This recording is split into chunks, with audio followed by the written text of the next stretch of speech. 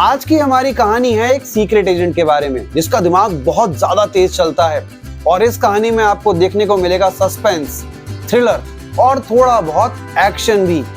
और ये कहानी है the midnight visitor by Robert Arthur from class 10th। तो hello student, welcome to YouTube channel. I am your educator Ramesh Sharma और बिना देरी किए जल्दी से आज का चैप्टर स्टार्ट करते हैं।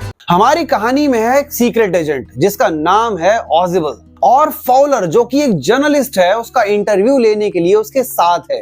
फॉलर कहता है कि मैंने सीक्रेट एजेंट्स के बारे में बहुत कुछ सुन रखा है, लेकिन ऑजिबल जो है इनसे बिल्कुल अपोजिट है क्योंकि वो एक सीक्रेट एजेंट के डिस्क्रिप्शन में कहीं भी फिट नहीं बैठता।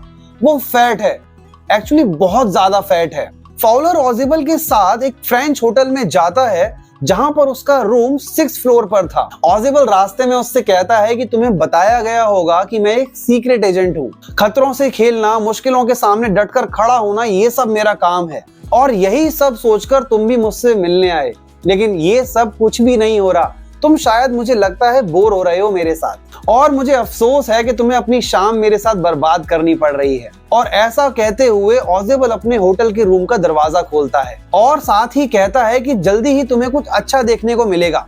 आज मुझे एक बहुत ही ज्यादा इंपॉर्टेंट डॉक्यूमेंट्स मिलने वाले हैं जिसके लिए बहुत सारे लोगों ने अपनी जान गंवाई है। और ऐसा कहते हुए वो दरवाजा बंद करता है और कमरे की लाइट जलाई जाती है। और जैसे ही कमरे की लाइट जलती है, फॉलर को आज का सबसे पहला थ्रिल मिलने वाला था। कमरे में उन दोनों के अलावा एक और शख्स वहां पर था और वो था मैक्स, जो कि एक और सीक्रेट एजेंट था।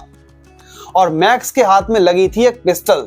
फॉलर कहता है कि मैक्स देखने में काफी फुर्तीला लग रहा था और उसके जो हाव भाव थे वो बिल्कुल लोमड़ी जैसे थे। मैक्स ऑजिबल से कहता है कि मैं तुमसे वो डॉक्यूमेंट्स लेने आया हूं जिसमें मिसाइल्स के बारे में जानकारी है।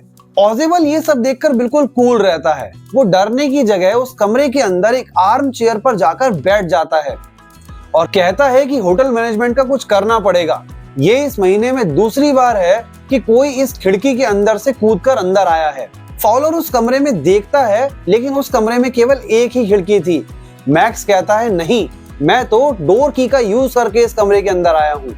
ऑजिबल कहता है कि नेक्स्ट अपार्टमेंट में एक बालकनी है जो मेरी विंडो के नीचे तक एक्सटेंड है और लास्ट टाइम उसी से होते हुए कोई इस विंडो से अंदर आ गया था रूम में। मैनेजमेंट ने मुझे प्रॉमिस किया था कि वो इसे ब्लॉक करवा देंगे, लेकिन उन्होंने अपना प्रॉमिस पूरा नहीं किया। तभी मैक्स फॉलर की तरफ बंदूक से इशारा करते हुए कहता है कि बैठ जाओ, अभी रिपोर्ट आने में टाइम है, लगभग हाफ एन आवर। ऑजिबल कहता है नहीं, 31 मिनट्स हैं अभी।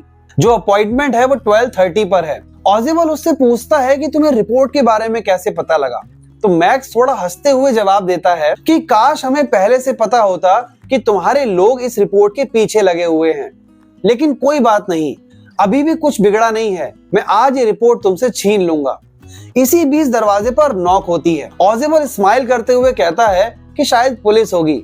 अब मैक्स की तरफ देखते हुए वो कहता है अब इतना इंपॉर्टेंट पेपर बिना सिक्योरिटी के तो नहीं आएगा ना। तो वो यहाँ सब देखने के लिए आए हैं कि सब कुछ ठीक है या नहीं है। मैक्स इस बात पर थोड़ा गुस्से में आ जाता है। वो विंडो से एक पैर बाहर निकाल कर और गन को ऑजिबल की तरफ पॉइंट करते हुए कहता है कि मैं यहाँ बालकनी में खड़ा हुआ वेट कर रहा हूँ, ज्यादा चालाकी दिखाई तो अपनी जान से हाथ धो बैठोगे। इसी बीच दरवाजे पर नॉकिंग और तेज हो जाती है और मैक्स बिना देखे गन को ऑजिबल की तरफ पॉइंट करते हुए दूसरा पैर भी खिड़की से बाहर निकालता है और हाथ छोड़ देता है। तभी एक जोर की चीख जो है सुनाई देती है और इसी के साथ दरवाजा जो है वो खुलता है। एक वेटर एक बोतल और 2 ग्लास लेकर कमरे में एंट्री करता है और कहता है कि आपकी ड्रिंक सर, और टेबल पर रखते हुए बोतल को ओपन कर देता है।